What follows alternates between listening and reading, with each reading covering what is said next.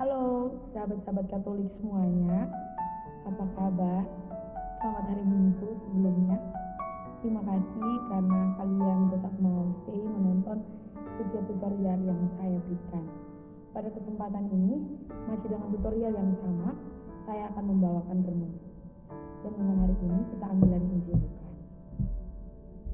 Sebelum kita memulai dengan renungan kita pada pagi hari ini, saya mengajak kita semua untuk menghadap Tuhan dalam doa. Dalam nama Bapa dan Putra dan Roh Kudus. Amin. Allah Tritunggal Maha Kudus, Bapa, Putra dan Roh Kudus, syukur dan terima kasih kami sampaikan kepadamu atas segala kasih karuniamu kepada kami semua Bapa. Terima kasih atas harimu yang baru. Terima kasih karena Engkau sudah menghadirkan kami dalam setiap proses kehidupan yang kami lewati. Bapak, sebentar lagi kami akan merenungkan firman-Mu. Kiranya apa yang akan kami renungkan bisa menjadi pegangan dalam hidup kami. Demi Kristus Tuhan dan pengantara kami yang hidup dan berkuasa kini dan sepanjang masa. Amin. Kita berdoa. Saya mengajak kita semua untuk membaca firman Tuhan dari Injil Lukas bab 6 ayat 39 sampai ayat 45.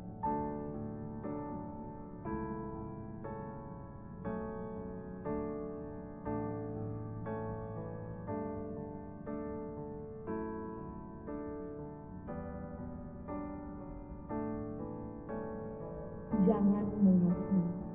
Yesus mengatakan pula suatu perumpamaan kepada mereka.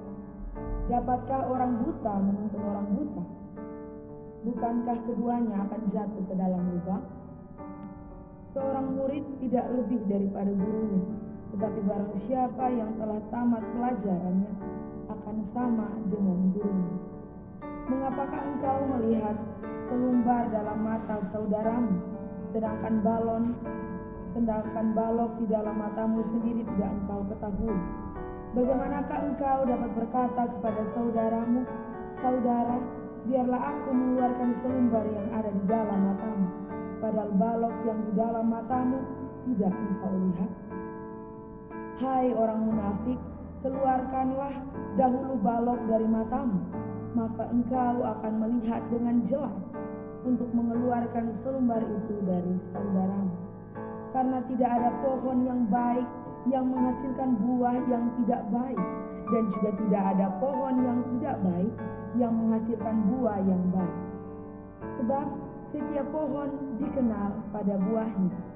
Karena dari semak duri orang tidak memetik buah ara, dan dari duri-duri tidak memetik buah anggur. Orang yang baik mengeluarkan barang yang baik dari pembendaharaan hatinya yang baik, dan orang yang jahat mengeluarkan barang yang jahat dari perbendaharaannya yang jahat. Karena yang diucapkan mulutnya meluap dari hatinya. Demikianlah sabda Tuhan. Terpujilah Kristus. Saudara-saudari yang terkasih dalam Kristus, judul renungan yang saya bawakan adalah apa yang kau tanam, itulah yang kau tuai. Saudara-saudari yang terkasih dalam Kristus, dalam suatu perusahaan, untuk menilai apakah perusahaan yang sementara bekerja adalah perusahaan yang baik atau tidak, ialah kita lihat dari produk atau hasil yang dikerjakan oleh suatu perusahaan. Ketika produk atau suatu hasil yang diberikan baik, maka kita yakin bahwa perusahaan itu dibangun dengan kinerja atau kerjasama yang baik. Sebaliknya, produk atau hasil yang diberikan tidak memuaskan, maka dengan jelas kita tahu bahwa kurangnya kerjasama dalam perusahaan tersebut. Demikian contoh yang bisa kita ambil dari kisah penginjil Lukas hari ini. Karena tidak ada pohon yang baik yang menghasilkan buah yang tidak baik, dan juga tidak ada pohon yang tidak baik yang menghasilkan buah yang baik. Sebab setiap pohon dikenal pada buahnya. Dari perumpamaan dan contoh konkret yang diberikan, mau mengajarkan kepada kita tentang apa yang kau tanam, itulah yang kau tuai. Sehingga sepatutnya sebelum kita tanam, kita perlu memperhatikan hal-hal sebelum kita menanam.